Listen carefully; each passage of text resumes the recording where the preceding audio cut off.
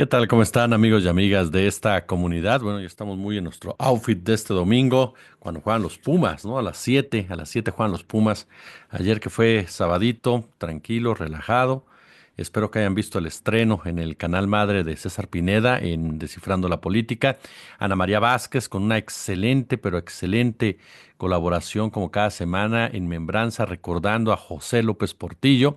Por supuesto, narrativas que siempre tiene un nivel de análisis altísimo con Fede Bonazo, Ricardo Valderas, que fueron las tres colaboraciones, si no mal recuerdo, tres colaboraciones que estuvieron el día de ayer. Y aquí en nuestro canal alterno, la mesa que ustedes saben, tenemos una mesa cada semana, en esta ocasión con Rapé y con Cintia Bolio, los chamucos, la chamuca, el chamuco, quienes estuvieron descifrando o descarrilando, más bien dicho, esa narrativa golpista de traidores, como bien lo definió Paco Ignacio Taibo en nuestro país y proveniente de los Estados Unidos. Déjenme hacer dos colaboraciones de este domingo, si les parece bien. La primera de ellas que tiene que ver con el Papa Francisco. El Papa Francisco, la nota cuál es, que él sigue, por supuesto, hospitalizado, ¿no? El Papa Francisco, según los reportes que tenemos hasta ahorita, leyó los periódicos, desayunó el domingo, después de una segunda noche durmiendo bien en un hospital, donde el pontífice de 88 años es atendido por una infección en las vías respiratorias. El portavoz del Vaticano, Matteo Bruni, dijo que proporcionaría una actualización más adelante durante el día y bueno, señaló que es posible que no se ofrezca información médica detallada o sustancialmente nueva, dado que es domingo. El Papa argentino, conocido por su ética de trabajo y que mantiene un ritmo agotador a pesar de sus múltiples dolencias, fue admitido en el Hospital Gemelli de Roma el viernes, después de una semana de bronquitis que fue empeorando. Esta fue su cuarta, por cierto, su cuarta hospitalización desde su elección en el 2013 y suscitó preguntas sobre su salud, ¿no? Cada vez más precaria. Los médicos confirmaron una infección en las vías respiratorias, prescribieron reposo absoluto junto con terapias farmacológicas no especificadas y Francisco omitió su tradicional bendición del domingo al mediodía, declinando incluso asomarse a la ventana de su hospital para saludar a una pequeña multitud que se había reunido abajo con la esperanza de animarlo. Lo que sí es que la cuenta de redes sociales, @pontifex, que no es escrita por el propio Papa, agradeció a las personas por sus oraciones el domingo. Dijo, textual, lo leo, lo estoy viendo, gracias por el afecto, la oración y la cercanía con la que me están acompañando en estos días. Fue lo que dijo la publicación. Francisco, yo le recuerdo, se sometió a la extirpación de parte de un pulmón tras una infección pulmonar cuando era joven. Es propenso, según si se revisa, es propenso a infecciones respiratorias. En 2023 pasó 3 días en Gemelli para ser tratado, por lo que luego se reveló que era un caso agudo de neumonía. Y a pesar de su diagnóstico de bronquitis, el 6 de febrero, Francisco había mantenido un ritmo frenético, llenando sus días con audiencias privadas, públicas, mientras asumía las obligaciones adicionales en el Año Santo de la Iglesia Católica. El Vaticano ya canceló sus eventos al menos hasta el lunes. El domingo, una misa del Año Santo que se suponía que él iba a presidir para artistas visitantes fue celebrada por el ministro de Cultura del Vaticano.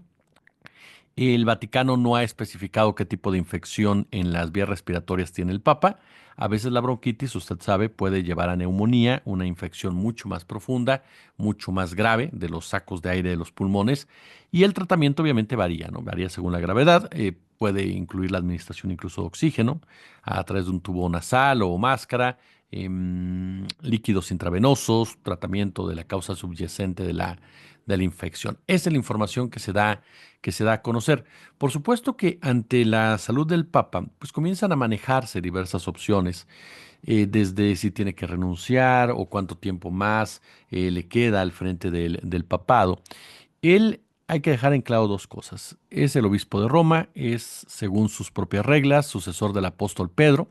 Obviamente desempeña un papel fundamental en la Iglesia Católica, a pesar de que él mismo ha hablado de la corrupción y de los grupos de poder que existen al interior del Vaticano, que como todo ente de poder, pues tiene, por supuesto, ambiciones, tiene corrupción, tiene podredumbre y que durante muchos años se ha manejado con muchísimos intereses políticos y económicos detrás.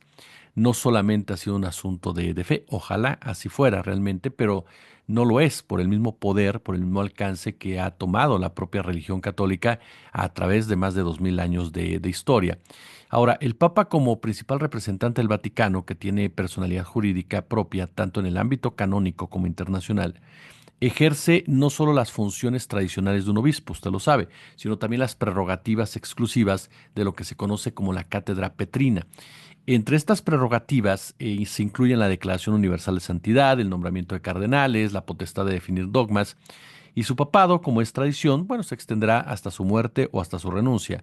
Si bien la fecha precisa obviamente es incierto de ambos temas, la secuencia de estos eventos no está claramente establecida y hay curiosidad por parte de diversos intereses y también no crea actitudes sopilotas.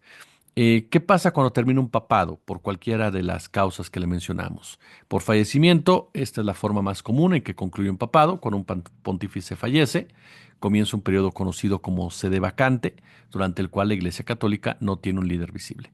Por renuncia, aunque menos frecuente, también puede optar por renunciar a su cargo. Esta opción ya lo hizo Benedicto XVI en 2013 para que su renuncia sea válida, bueno, sea libre, debe ser voluntaria.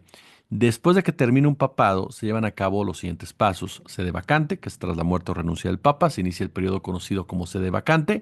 Durante ese tiempo se suspenden algunas actividades ceremoniales, la Iglesia Católica no tiene un líder visible, se lleva a cabo el famoso cónclave, donde los cardenales electorales se reúnen en el Vaticano para elegir un nuevo representante. El cónclave se realiza en la Capilla Sixtina, se mantiene totalmente en secreto.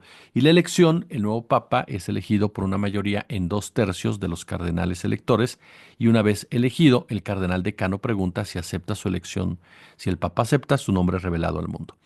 Y aquí es importante destacar que actualmente el Papa Francisco no está, y esto me interesa mucho dejárselos en claro, esto que comparto con ustedes es información que nos nutre de conocimiento en torno a este tema. Pero ojo con esto, el Papa Francisco no está en una situación que indique su muerte, eso me queda clarísimo, o su renuncia, yo no la veo. Si usted me pregunta a mí, sinceramente, y ahorita platicamos de esto, me parece que el Papa Francisco tiene todavía cuerda, esa es la verdad de las cosas.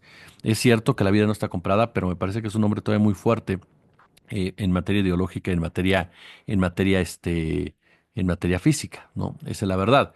Y aquí viene lo interesante que ha pasado durante este papado. Un papado, caray, muy particular, ¿sabe? ¿Por qué le digo esto? Porque es un papado que nadie se esperaba. Usted recuerda, fue en 2013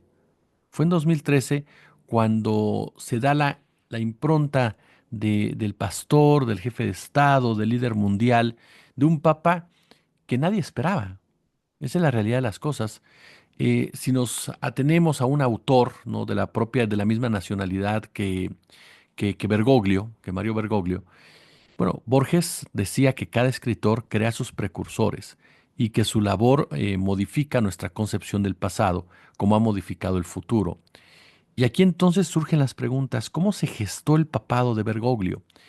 ¿Qué potencia, ¿no? ¿Qué potencia lleva en sí para dejar huella y marcar el provenir de la Iglesia y también de un mundo en el que el Papa Católico sigue siendo un actor de relevancia?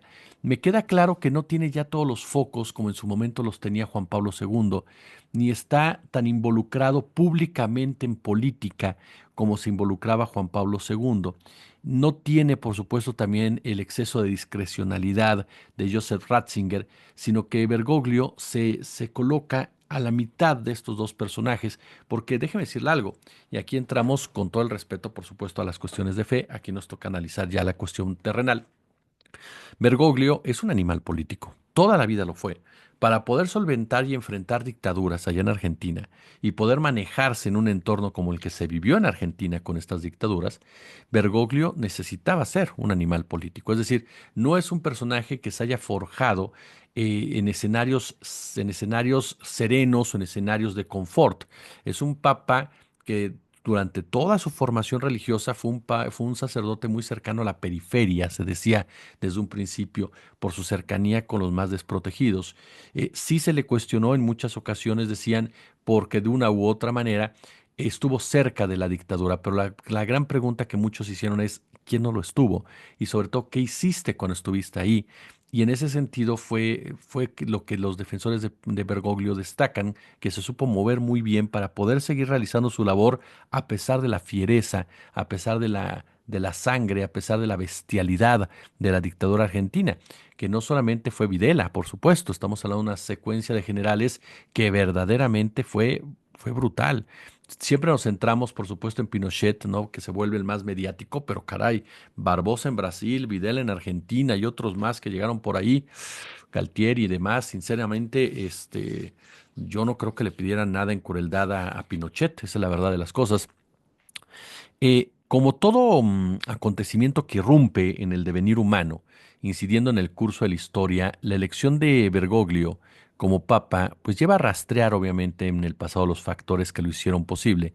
Este es un factor muy importante para entenderlo, porque en términos borgianos entonces, la irrupción de Francisco llevó una lectura, a una relectura, a una revalorización de Aparecida, que fue la Conferencia General del Episcopado Latinoamericano realizada en ese santuario de Brasil en mayo del 2007, a la que asistió el Papa Benedicto VI y en la cual el entonces cardenal jugó un papel destacado, plasmado en la redacción del documento final. En Aparecida y en su documento final, la Iglesia latinoamericana recobró protagonismo, renovó su misión. El texto llevaba la impronta del actual pontífice, su aspiración a una iglesia en salida, capaz de alcanzar con su mensaje y servicio a todas las periferias humanas, geográficas, existenciales.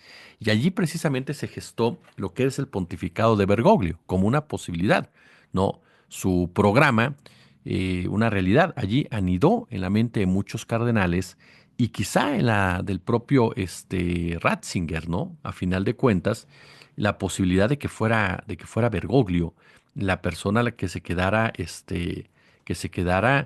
al frente de la iglesia católica. Digo, mire, para ser claros, quiere ver un paso de una característica de Bergoglio en su papado, nombró a una mujer, a la monja Rafaela Petrini, como gobernadora del Vaticano. Ajá. Así de claro, tomando el cargo que tenía hasta hace poco, ay, permítame un segundito, el cardenal español Fernando Vergés, ¿no? Entonces, Papa Francisco nombró ya a una monja como gobernadora del Vaticano, dando cuenta, por supuesto, de estos conceptos de modernidad que el propio argentino ha tratado de desarrollar en un entorno muy complicado, pero muy difícil. Yo no digo que Francisco sea perfecto, ni mucho menos. Por supuesto que siempre habrá cuestiones muy particulares e insisto, cada hombre tienes que juzgarlo conforme a su época y a las decisiones que debe de tomar en el entorno del poder. Y por eso le decía al principio, el Vaticano es un ente de muchísimo poder, con muchísima mugre dentro, esa es la verdad de las cosas. Pero la realidad también es que la elección del cardenal jesuita argentino fue para el mundo entero una total sorpresa. Seguramente no lo fue tanto para la cúpula de una institución que es milenaria, que trabaja en discreción a largo plazo, que busca renovarse con cierta continuidad, pero sí vino a romper un esquema que estaba perfectamente delineado por los grupos de poder. Y es ahí donde entonces tenemos que preguntarnos sobre Joseph Ratzinger, el papel de Joseph Ratzinger, un hombre también de claroscuros, un hombre que era el guardián de la fe cuando pasó todo lo relacionado con Marcial Maciel. Algunos dicen que él fue el protector de Maciel, sin embargo, otros historiadores te dicen, no, en realidad él lo que hizo fue acatar las órdenes de Juan Pablo II, que fue realmente el protector de Maciel. E incluso Ratzinger dice hubo momentos en los cuales cuestionó al propio Maciel. Son las versiones que se han dado alrededor. Lo cierto es que a Ratzinger le tocó la época de esa corrupción total que se sabía y que fue protegida desde el Vaticano. Ahora, eso lo exime de tratar de cambiar las cosas desde dentro, a sabiendas precisamente de todo lo que estaba mal en la iglesia. No, y eso es una historia que tarde que temprano se tendrá que revalorar, se tendrá que contar y se tendrá que debatir, en definitiva. Eso es un hecho. La realidad es que a final de cuentas hay una frase que ha sido expresada por diversas personalidades. Hoy por hoy, saber su origen como tal sigue generando mucho debate, pero que dice, cuidado, son hombres de Dios y por lo tanto son todo menos perfectos. Esa es una frase muy interesante que muestra en muchos sentidos lo que pasa alrededor de este interés del Vaticano, en definitiva, pero la realidad también es cierto en algo. Francisco, desde el primer día, trató de combatir la pederastia, abiertamente denunció las prácticas de muchos sacerdotes, habló de un porcentaje de sacerdotes que tenían problemas al respecto, pidió renuncias de lugares donde parecía que eran intocables las personas que estaban al frente de las mismas, cuestionó la riqueza de muchos obispos o arzobispos que vivían verdaderamente como reyes, como monarcas, y se confrontó con una élite al interior del Vaticano que le ha impedido muchas veces a Francisco poder avanzar, en otras los ha derrotado, pero ha sido una batalla en 10 años que verdaderamente, dicen los que están ahí, los investigadores, los historiadores, también ha menguado en muchos sentidos eh, la salud del Papa, ¿no? Un Papa que nadie se esperaba, esa es la verdad, que cautivó rápidamente a un mundo que hasta entonces ignoraba todo sobre de él. Realmente cuando fue nombrado Francisco, muy pocos estaban enterados de quién era. Yo recuerdo cuando sucedió, yo estaba en Grupo Radio Centro y nos pusimos a estudiar, o sea, literal, nos mandaron incluso a un curso aquí en el Vaticano, aquí en la Ciudad de México, pagó cursos a periodistas para que pudiéramos saber quién era Francisco y conocer, por supuesto, lo que pasaba alrededor de Jorge Mario Bergoglio, ¿no? Un tipo que tenía un lenguaje sencillo, un lenguaje directo, un tipo que utilizaba las audiencias generales, por ejemplo, los miércoles, para dar puntos de vista directos, un tipo que se ha involucrado en política cuestionando al Donald Trump, cuestionando las políticas de Donald Trump, cuestionando el genocidio en Palestina, un tipo que ha cuestionado también, por supuesto, el enriquecimiento. Hay un escrito de él que se titula Economía Criminal, búsquelo, de verdad. Es un escrito durísimo de Bergoglio en donde habla precisamente de lo que es la economía criminal en el mundo, qué es lo que genera la economía criminal, la responsabilidad de los mil millonarios, la responsabilidad, por supuesto, de estas transnacionales que dejan sin agua, que dejan sin comida, que dejan completamente sin guía al ser humano, la forma como han hecho el ser humano un ser desechable completamente. Es muy interesante ese texto de Jorge Mario Bergoglio, ya siendo papa, muy alejado completamente de la forma en cómo se relacionaba Juan Pablo II, el llamado papa viajero, que no era más que protector de pederastas, con esos empresarios, con esos políticos. Recordemos que Juan Pablo II, y esta es la diferencia que me parece también que es muy importante señalarla, Juan Pablo II fue uno de los grandes consolidadores del neoliberalismo en el mundo, uno de los grandes promotores y de los grandes defensores, incluso de los grandes enemigos de la teoría de la liberación, ¿no? Por parte del sacerdocio. Y fue de los que incluso casó a los sacerdotes que tenían ese concepto por delante, ¿no? Y sin embargo, Jorge Mario no, Jorge Mario siempre fue apoyador de eso e incluso ha sido muy crítico del poder neoliberal y de las diferencias financieras. Basta recordar lo que pasó en Lampedusa, ¿no? En el 2013, donde Francisco fue a hablar a nombre de los refugiados, en donde fue a hablar a nombre de los migrantes, porque aparte él es un comprometido con el caso migratorio. O sea, es un tipo clavado en ese rollo y por eso ha criticado mucho. Sin embargo, la realidad, ya para concluir, perdón que me haya extendido un poco, es que tanto Bernardo Barranco como Alberto Atié, como otros personajes que han estado muy cerca de toda esta discusión, han profundizado muy bien sobre los pecados de la Iglesia Católica, pecados a los cuales se ha enfrentado Francisco y no ha podido avanzar tanto como él hubiera querido, eso queda muy claro, y que tienen que ver con la pederastia. 300 curas depredadores, más de 1000 víctimas menores de edad. Ese es el saldo, por ejemplo, que se arrojó de un informe en Pensilvania. El Papa Francisco dirigió una valiente carta en la que otra vez avergüenza, otra vez pidió perdón. La misiva, dice el maestro Barranco, bien intencionada, intensa, perdió fuerza. Perdió fuerza, ¿por qué? Porque ya no tuvo el impacto deseado ni la frescura buscada. Es un acto que se ha repetido a lo largo de más de 15 años. Uno a uno, los escándalos acechan la credibilidad de una institución cuya materia prima son los valores, el testimonio, y los perdones se remontan a Juan Pablo II, a Benedicto XVI, ahora Francisco, pero los mensajes han perdido fuerza, de tanto que se repiten, ya no tienen la misma fuerza simbólica, y en ese marco, y lo digo con todo el respeto, hablamos de la institución, hablamos de los hombres, no hablamos de Dios. La Iglesia Católica ha fallado. Francisco en su carta reconoció que la Iglesia no actuó a tiempo, así de claro. Citó a Ratzinger, quien exclamó en 2005: cuánta suciedad en la Iglesia y entre los que por su sacerdocio deberían estar completamente entregados a Él. Cuánta soberbia, cuánta autosuficiencia, Señor, sálvanos.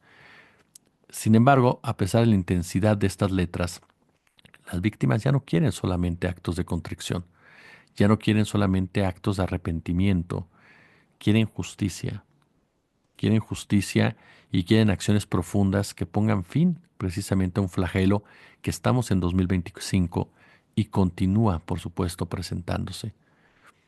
El Papa Francisco, en esa vieja carta ya, responsabilizó al clericalismo, que incluye a laicos, y es contundente en esa carta. Dice: el clericalismo genera una escisión en el cuerpo eclesial que beneficia y ayuda a perpetuar muchos de los males que hoy denunciamos.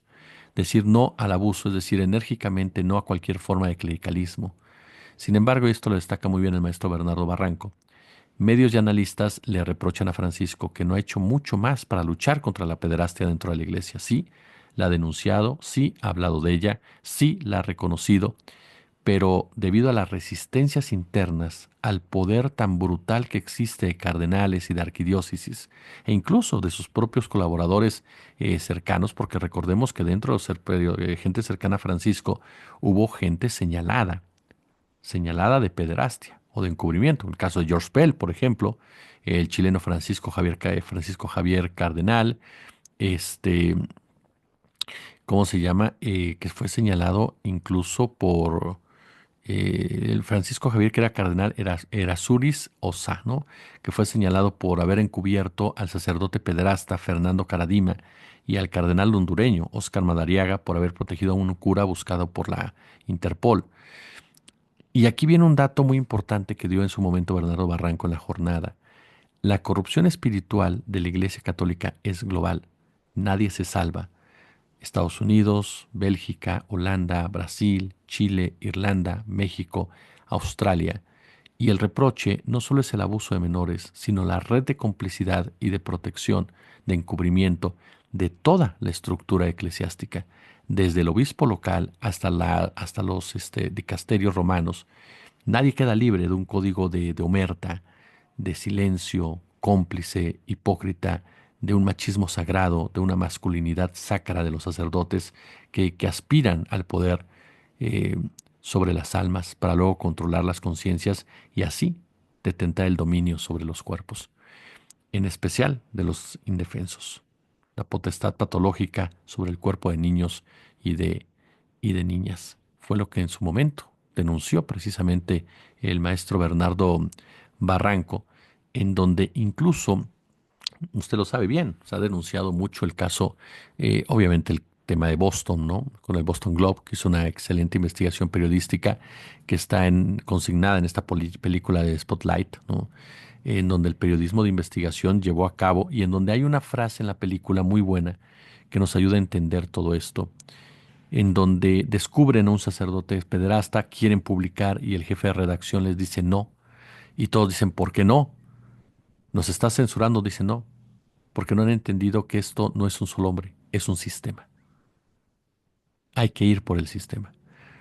Y de repente hay otra escena en donde uno de los periodistas le reclama al entonces procurador de Boston que por qué se llega a acuerdos económicos y él dice, porque todos me dejaron solo.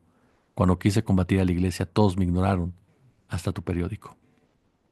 Me parece que es una película que muestra precisamente cómo desde Maciel hasta Nicolás Aguilar, por ejemplo, se siguen protegiendo. Y bueno, es la gran tarea pendiente de Francisco, la gran mancha. El problema es que va más allá del Papa. Es un problema estructural de la Iglesia en la cual han demostrado precisamente su fracaso. ¿O ustedes qué opinan? Pulgar arriba, como siempre un gusto, como siempre un placer, compártanlo, super chat, super gracias si son ustedes tan amables y por supuesto nos vemos al ratito.